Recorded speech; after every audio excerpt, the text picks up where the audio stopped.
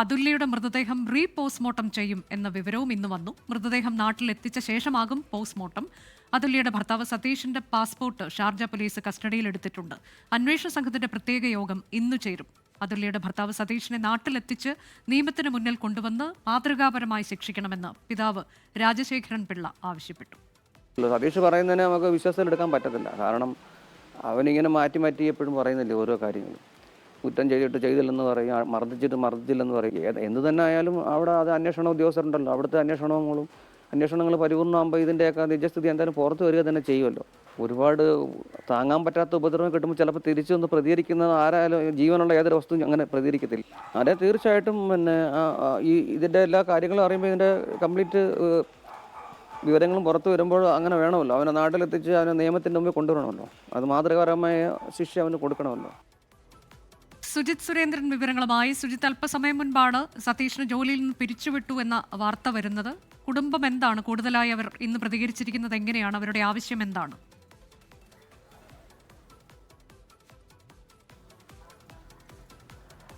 അനുജ, ഇപ്പോൾ അല്പസമയം മുമ്പ് അതുല്യയുടെ പിതാവ് സഹോദരി അഖിലയുമായി സംസാരിച്ചിരുന്നു.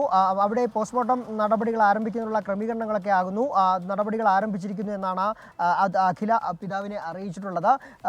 അഖിലയുടെ ഈ സംഭവത്തിന് പിന്നാലെ തന്നെ സതീഷ് ഇന്നലെ നടത്തിയ സതീഷിൻ്റെ പ്രസ്താവന അതുല്യയെ താൻ ഒരു തരത്തിലും ഉപദ്രവിച്ചിട്ടുണ്ടെങ്കിലും മരണകാരണം താനല്ല എന്നുള്ള രീതിയിലൊക്കെ നടത്തിയ പ്രസ്താവനയെ ഒരു രീതിയിലും അംഗീകരിക്കാൻ കഴിയില്ല എന്നുള്ള ഒരു കാര്യമാണ് പറഞ്ഞത്. അതായത് കാരണം മരണകാരണം എന്തായാലും സതീഷിൻ്റെ പീഡനം തന്നെയാണ് എന്ന് തന്നെയാണ് വീട്ടുകാർ പറയുന്നത്. മാത്രമല്ല, ഇതിൽ ഇപ്പോൾ പോലീസ് ഈ പ്രത്യേക അന്വേഷണ സംഘത്തെ രൂപീകരിച്ചുകൊണ്ട് ഇന്നിപ്പോൾ അന്വേഷണം നടക്കുന്ന ഒരു സാഹചര്യത്തിൽ ഇപ്പോൾ പിതാവ് നമ്മളോടൊപ്പം ചേരുന്നുണ്ട്. ഇപ്പോൾ വന്നിരിക്കുന്ന ഒരു കാര്യമെന്ന് പറയുന്നത് സതീഷിനെ ജോലിയിൽ നിന്നും പിരിച്ചുവിട്ടിരിക്കുന്നു എന്നുള്ള ഒരു എൻ്റെ കുഞ്ഞുമോൾ അവിടെ ഉണ്ട്. അതുകൊണ്ട് അതിപ്പം പിന്നെ അവിടുത്തെ ഔദ്യോഗിക കാര്യങ്ങളായിരിക്കുമല്ലോ. അതിനപ്പോൾ ഞാൻ എന്താ പറയാനാ? അതിനെപ്പോൾ നിന്നും പുറത്താക്കിയിരിക്കുന്നതാണ് മനസ്സിലാക്കാൻ സാധിക്കുന്നത്. ഘട്ടത്തിൽ ഒരു നടപടി വന്നിരിക്കുന്നു ജോലി സ്ഥാപനത്തിൽ.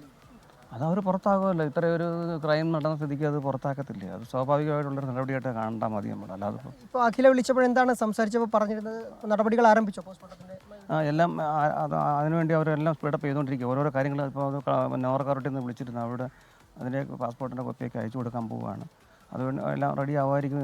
എന്തായാലും ചിലപ്പോൾ ഒരു ദിവസത്തോടെ നാളെയും കൂടെ എടുക്കുമായിരിക്കുമെന്ന് തോന്നുന്നു. കൃത്യമായിട്ട് നമുക്ക് പറയാൻ പറ്റുന്നത് വൈകുന്നേരത്തോടു കൂടി തന്നെ ഒരു കൃത്യത വരാം ഏകദേശമൊക്കെ എന്നാണ് ഊഹിക്കുന്നത്.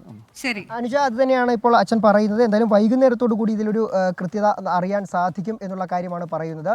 ഏതായാലും പോസ്റ്റ്മോർട്ടം കുടുംബം ആവശ്യപ്പെടുന്നുണ്ട്. കേരളത്തിൽ എത്തിച്ചു കഴിഞ്ഞാൽ ഉടൻ തന്നെ അതിനുള്ള നടപടികൾ കൂടി വേണം എന്ന് പറയുന്നു. സ്പെഷ്യൽ പിതാവിന്റെ പ്രതികരണമാണ് സുജിത് സുരേന്ദ്രൻ നൽകിയത്.